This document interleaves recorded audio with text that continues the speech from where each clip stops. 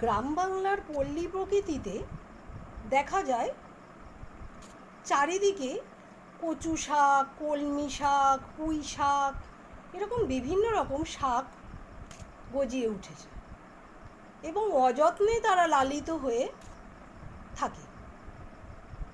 সেই রকম একটি গ্রাম্য পরিবেশে অযত্নে লালিত হয়ে ওঠা একটি দরিদ্র পরিবারের কন্যা সন্তান খেন্তির চরিত্র লেখক বিভূতিভূষণ বন্দ্যোপাধ্যায় তার পুঁই মাচা গল্পে বর্ণনা করেছেন। তার অসহায় দরিদ্র পরিবারে তার 3 বোন ছিলেন। তারা প্রথম বড় বোন ছিল খেন্তি, আর 2 বোন রাধি আর পুটি। মা অন্নপূর্ণা, বাবা সহায় সম্বলহীন সহায় হরি চাটুর্যে। খেন্তির প্রথমেই গল্পের মধ্যে প্রবেশ হচ্ছে 3 বোন ঢুকছে পাকা হলুদ রঙের মোটা মোটা ডাটা আলা পুঁই শাকের বোঝা নিয়ে। এই পুঁই শাকের বোঝাটা দেখে তার মা রেগে গেল। রেগে গিয়ে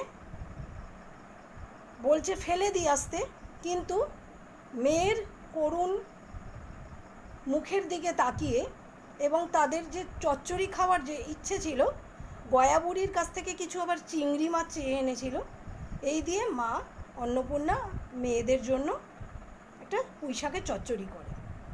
তাহলে প্রথমেই দেখা যাচ্ছে খাদ্য রসিকতার একটা দৃশ্য। দ্বিতীয় যদি দেখি, ওই পুঁই শাকের গাছ চারাকে বা গাছকে বাঁচিয়ে রাখার জন্য ওই শীতে একটুখানি জল দিয়ে গাছটাকে বসানো হলো এবং গাছটা অযত্নেই বাড়বে। এর মধ্যেই বৈশাখ মাসে খেন্তির বিয়ে হয়ে যায়। বিয়ে হয়ে যাওয়ার পরে সে কিন্তু আর গাছে জল দিয়ে বাঁচিয়ে রাখতে পারে না, গাছটি অযত্নেই বাড়তে থাকে। এবং খেন্তি বিয়ের পরে শ্বশুরবাড়িতে গিয়ে সে বাপের বাড়ি আসতে পারেনি, কারণ তার বাবা বরপণের টাকাটা শোধ করতে পারেনি। এই কারণে তার মা বোনের সাথে একটা বিচ্ছেদ হয়ে যায়। এখানেই পাঠকদের মনে কিন্তু একটু বেদনা উদ্রেক হচ্ছে। তারপর দেখা যাচ্ছে খেন্তির শ্বশুরবাড়িতে থাকাকালীনই বসন্ত রোগ হয় এবং সেই বসন্ত রোগেই তার মৃত্যু হয়।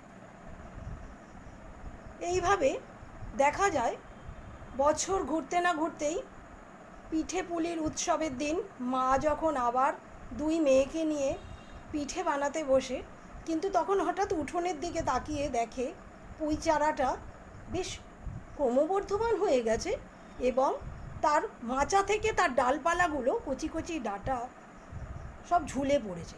যেন মনে হচ্ছে মায়ের মনে হচ্ছে যেন তার বড় মেয়ে মাকে যেন হাত দিয়ে ইশারা করে ডাকছে। বোনেদেরও দিদির কথা মনে হচ্ছে। এমন সময় দেখা যায় এই যে খেন্তির যে আগের বছরে পিঠে খাওয়ার একটা দৃষ্টান্ত, সেটা মায়ের মনে জাগ্রত হয়।